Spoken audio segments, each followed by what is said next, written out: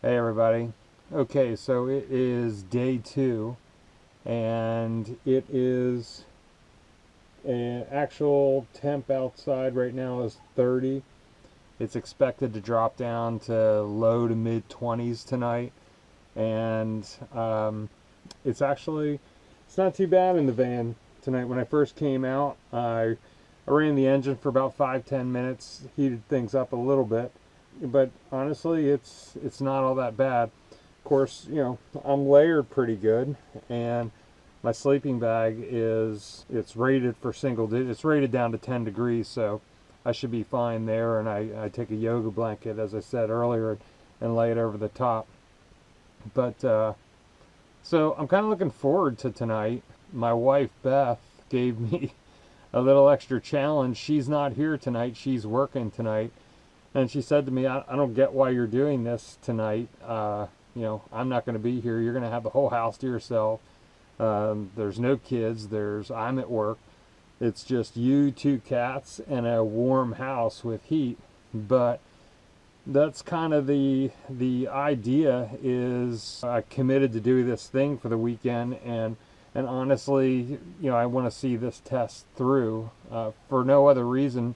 I want to test my sleep and see what kind of sleep I get. Last night was really good. I'm really looking forward to tonight. It's a lot earlier tonight, but I kind of want to get a gauge of winter's coming on. I don't we spent all spring and through the summer building this van, so I want to know that I can go places and do stuff instead of, I think instead of being worried that, oh, it's going to be too cold, we can't do that for the next, several months. I see a lot of people that can't put their trailers away or in storage for the winter. And, I don't know. And that's in my head. That's not why we did this. We built this van to go on adventures and do stuff. And if it's a little cold, then it's a little cold outside.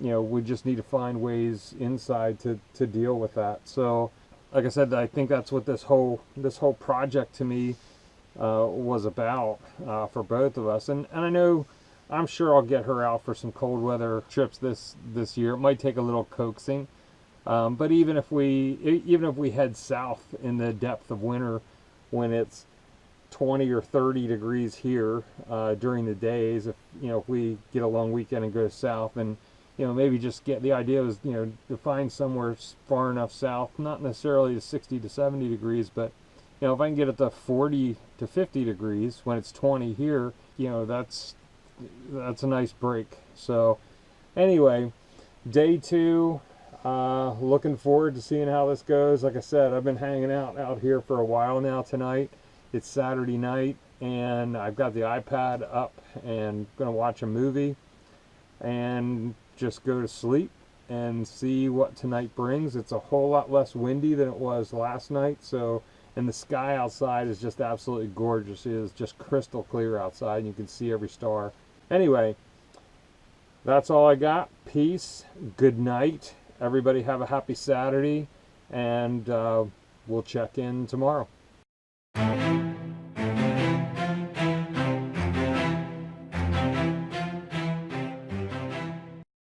So let's talk about my challenge that began at 4 a.m. this morning.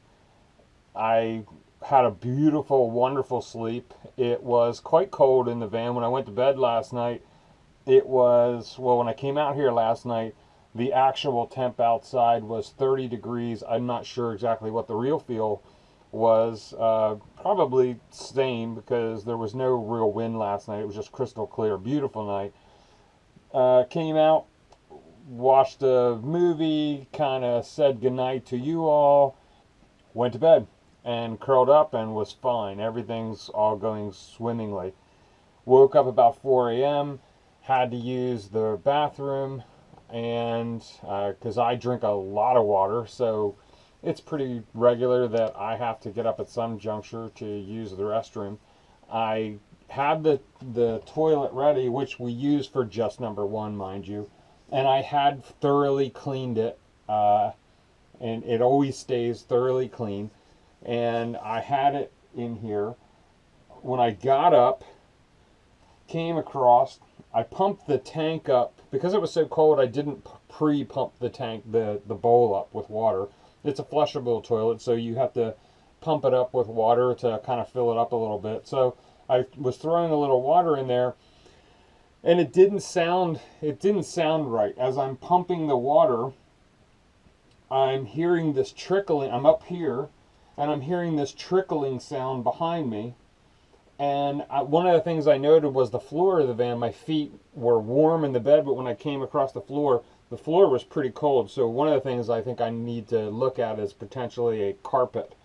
During the winter months at least, some kind of carpet to lay across here, because the floor does get cold.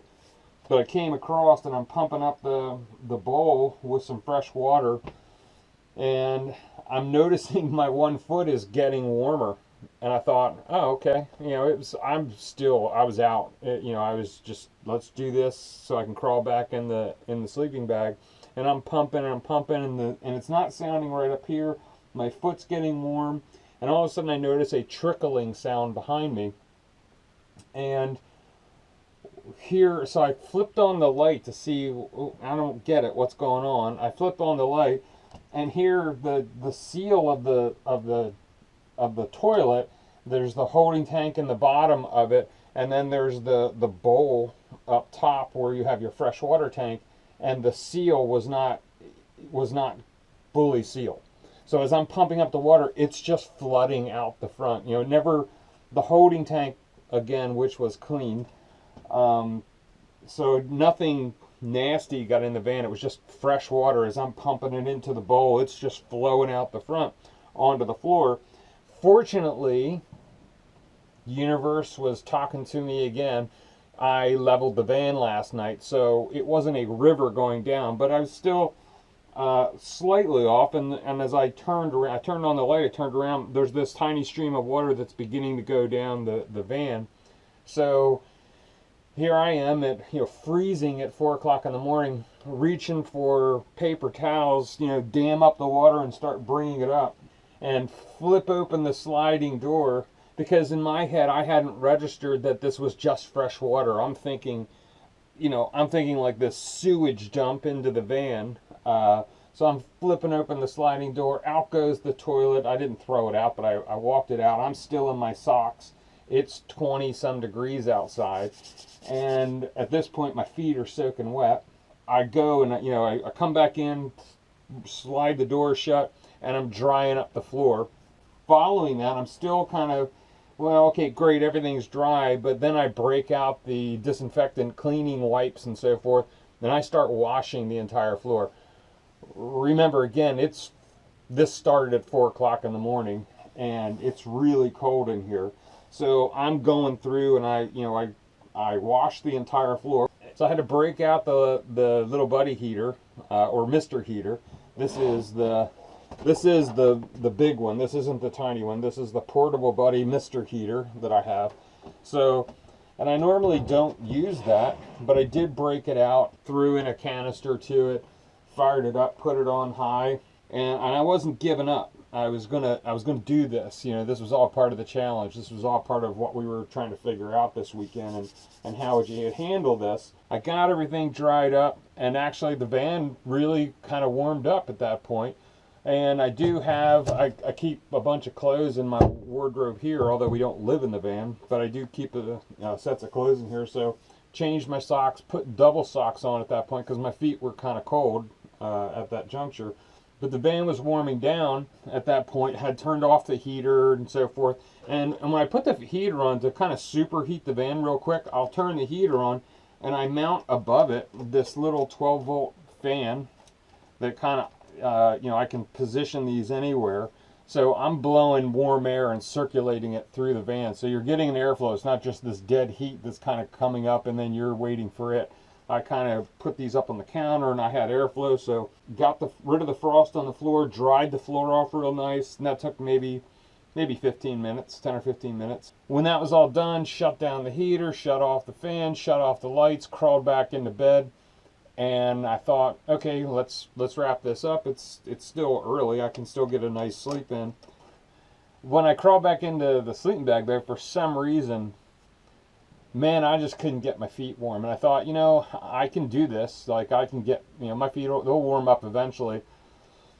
But, you know, truth be told, at that point, I thought, all right, you know what? I've tested enough. I faced some challenge this weekend. I found some things out. One of the things I will do in the future, if I'm out cold weather camping, I'm going to bring some little hand warmers to toss them in the bottom of the sleeping bag. Because had I just had something warm in the bottom of that sleeping bag that would just heat up my feet real quick while they were in there, because the rest of my body from tip of my head down to my ankles was fine. Perfectly comfortable, perfectly warm. I put the GoPro in the sleeping bag with me. I had my phone in the sleeping bag with me, so that was all staying warm. But I just could not get the end of my feet warm. But had I been able to solve that, I would have just fallen back asleep again and been fine. So I thought, you know what, dude, whatever. You're home. We've found some things out, and it's 70 degrees, not 30 yards from here. So I kind of bailed, shut everything down, went in the house, went up to bed, climbing into bed, and realized I had left all my pillows out here in the van. So I had to dress back up again, come back out in the van, grab my pillows. My neighbors, actually there's only one neighbor. We kind of live in the woods, and I only have one neighbor that actually can see our house from where we're at. So, but that neighbor, hopefully they were asleep, because they would have thought, man, what is he doing? I mean, he's like losing it. Or, you know, he's in the van, out of the van, in the van, out of the van. And the fact that he's even in the van in the middle of this weather, why? But, you know, that's what we do. So I had to come back out here, get my pillows, and head back in, and had to, you know, wrap up the rest of the night's sleep. However, so here are the things we found out this weekend. A, we can do this. We totally can do this. B, check your toilet first in the middle of the night. I learned this weekend that got to deal with something with the covers for the windows. They just kept popping off, and for whatever reason, this morning this one decided to stay on. But there are these little suction cups on the end of these little guys. Here's one. So this shining area kind of goes out. This is the one for the windshield that folds out, and it's got these suction cups with handles on the back of it. But these suction cups, I don't know whether it's because of the cold weather, because I don't think so, because it did it in the warm weather too. Some of the suction cups just don't always hold. They'll hold initially, but 10 minutes later they'll let go, and I'm not really sure what that's about. I'll have to figure that out. If any of you know, post in the comments down there to, you know, what your thoughts are on that. I do, you know, I keep it relatively clean on the inside of the windows, so I don't know that it's dirt, but I just can't figure it out. The one on the driver's side sticks, you would have thought you epoxied it to the window, it won't come off. The one on the windshield, there's about 4 that stay stuck, but the other ones, I don't know. Maybe they're just deformed, the actual molded suction cup. The one on the passenger window, the top of it keeps letting go, and it folds down. So you're kind of losing some stuff there. What else? The other thing I learned, warmers, some kind of hand warmer in the base of the sleeping bag. Again, my sleeping bag is rated to 10 degrees, and I was perfectly comfortable in that bag, but for some reason when I went back to sleep last night, I could not get my feet to get warm. It just wouldn't happen. They were just, my toes were just, and I had double socks on. I grabbed 2 pairs of wool socks out of here, and I just couldn't get them to get warm. So if I had thrown like a little hand pocket warmer down in the bottom of there, I think that's all I would have taken, just to, you know, have a little heat generated down, because the rest of my body was fine. And I learned that the sleep is premium out in the van. I don't know what it is, but I'll put the graphic up from my Fitbit to show, like, before the crisis happened, just out cold. And then you can see after the crisis happened, when I went inside, great sleep, but you see these little red ticks up at the top, and according to Fitbit, it's like, oh, you woke up, you didn't realize you woke up, but you did wake up and then just fell back asleep again. One of the other things I did learn this weekend is all of that metal back there, especially with those open cavities in them. There's 2 there, there's 2 up there, actually there's 3 up there. If you think about it, when it's like I can see that's the lens. That's the lens for the rear view camera up there. So if you think about it, as cold as it was getting last night, that was your only barrier sleeping on here from the cold at this end of the van. So in cold weather, especially, this has to be dealt with. So that's something I'm going to plan for and see what we do. I have bought a pack of assorted fasteners that will use those slots in the door. Again, remember when we built this van, the goal was I don't want to drill into any metal of the van, so I'm going to use the existing pieces they give me, and we'll figure out how we're going to do that. The other piece where I'm losing a lot of heat, obviously, is right here at this sliding door, and we'll have to deal with this. When we built the van, I didn't know just how cold we would bother ever really using the van, but as I'm starting to get into it, I'm thinking we're going to need to insulate that door because that's going to be a factor. So these two areas back there and here, we're going to need to deal with. So until next time, peace. Bye-bye now.